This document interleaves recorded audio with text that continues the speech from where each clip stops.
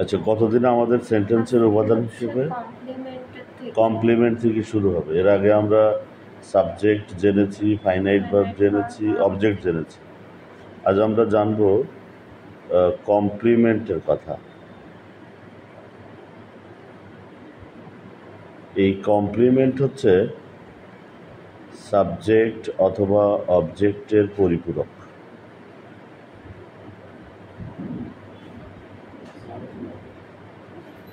এই পরিপূরক মানে হচ্ছে অন্য পরিচয়, অন্য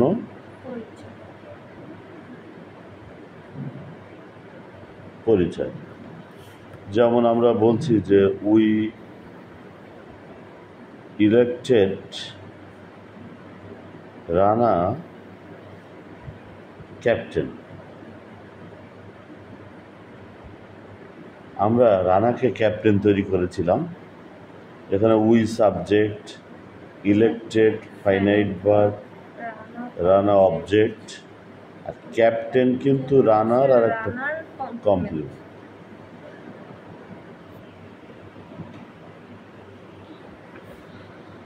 তো আর একটা বলছিলাম যে we are students. We subject, are হচ্ছে ফাইনাইট ভার্ব, স্টুডেন্টস হচ্ছে উই এর কমপ্লিমেন্ট।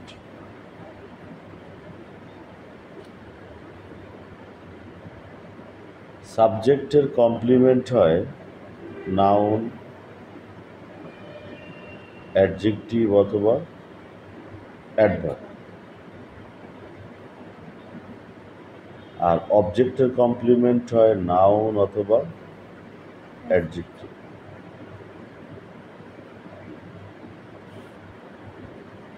কমপ্লিমেন্ট ভয়েস চেঞ্জে নিষ্ক্রিয় থাকে।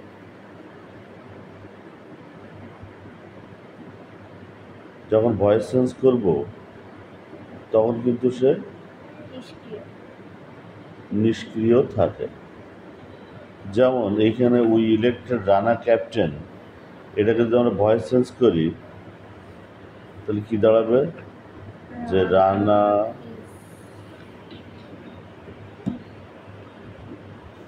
ওয়াজ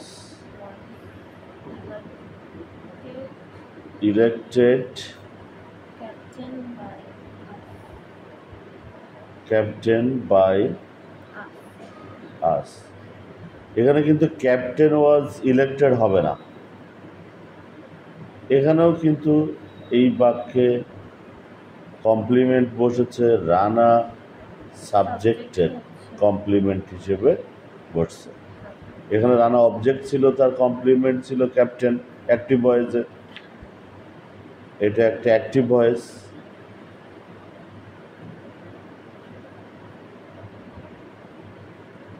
এটা প্যাসিভ ভয়েস।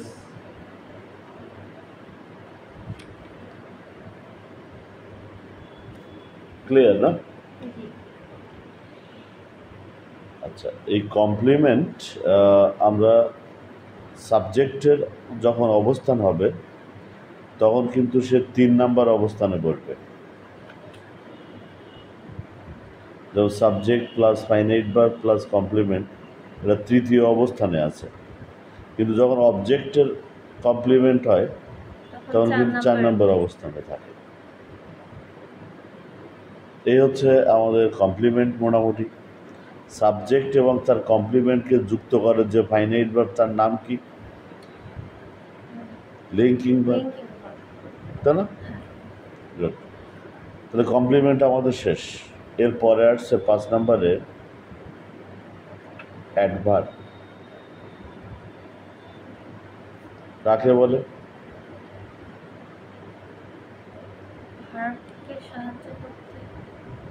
বলছি আমরা যে মডিফায়ার অফ অ্যাডজেক্টিভ, ভার্ব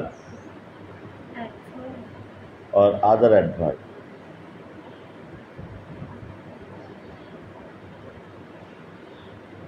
অ্যাডজেক্টিভের, ভার্বের বা অন্য অ্যাডভার্বের মডিফায়ার।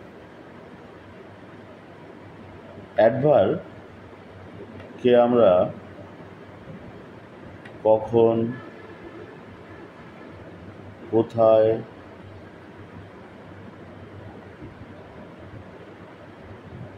কিভাবে এবং কেন এই চারটা দিয়ে প্রশ্ন করলে পাবো। অ্যাডভার্ব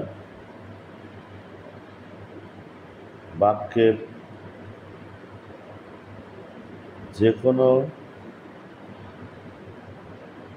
স্থানে বসে।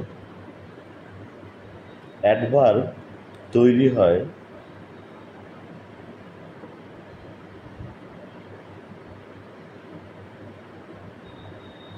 প্রিপোজিশনাল ফ্রেজ দিয়ে, ইনফিনিটিভ দিয়ে,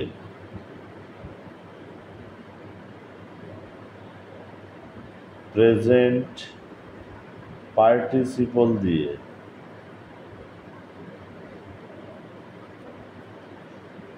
ইন্টেন্সিফায়ার দিয়ে,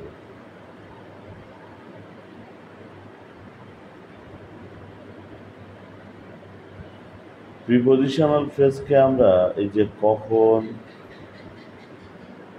কোথায়,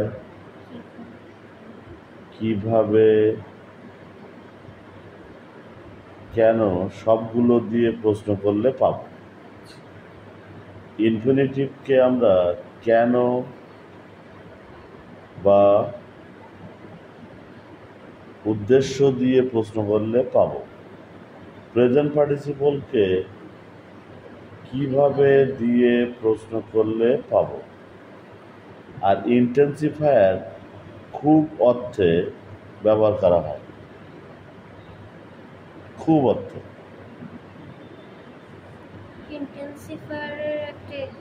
ইয়েস, ইন্টেন্সিফায়ার যেমন I am happy,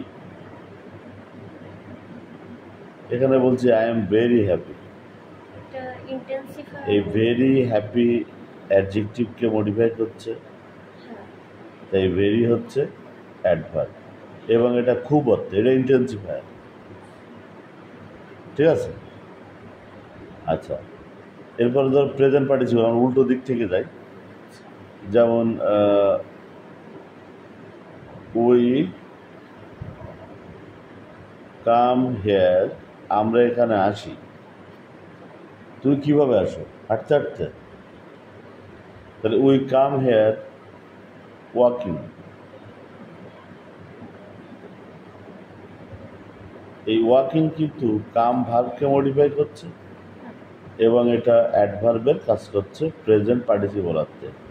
present participle অর্থে ভার্বের সাথে আইএনজি মানেই প্রেজেন্ট পার্টিসিপল। এটা আমরা পরে জানবো আরো বিস্তারিত। ইনফিনিটিভ, আমরা এখানে আসি, কেন আসি, বা আমরা খাই, কেন খাই। We eat to live. এই যে to live, to plus verb infinitive হয় এবং এটা কিন্তু ভার্বের মডিফায়ার হিসেবে অ্যাডভার্ব হচ্ছে, এটা একটা ইনফিনিটিভ। বাকি থাকলো প্রিপোজিশনাল ফ্রেজ। প্রিপোজিশনাল ফ্রেজ মানে হচ্ছে যা প্রিপোজিশন দিয়ে শুরু হয়, যেখানেই প্রিপোজিশন সেখানেই প্রিপোজিশনাল ফ্রেজ। যেমন বললাম যে উই গেট আপ, আমরা ঘুম থেকে উঠি। কখন উঠি? In the morning.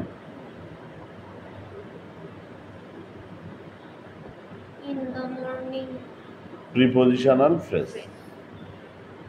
এ কিন্তু গেট আপ ভার্বকে মডিফাই করছে, তাহলে এটা অ্যাডভার্ব। তাহলে we get up in the morning. কোথায়? কোথায় এটা হয়? তাহলে ইন মাই হাউস। এটাও প্রিপজিশনাল ফ্রেজ, অ্যাডভার্বের কাজ করছে। কিভাবে?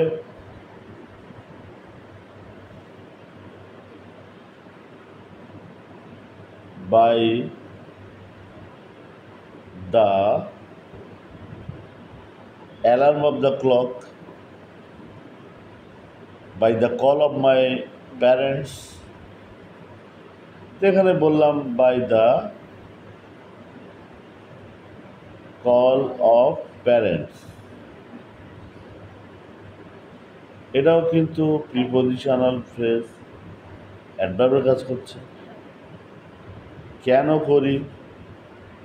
কেন আমি ঘুম থেকে উঠি?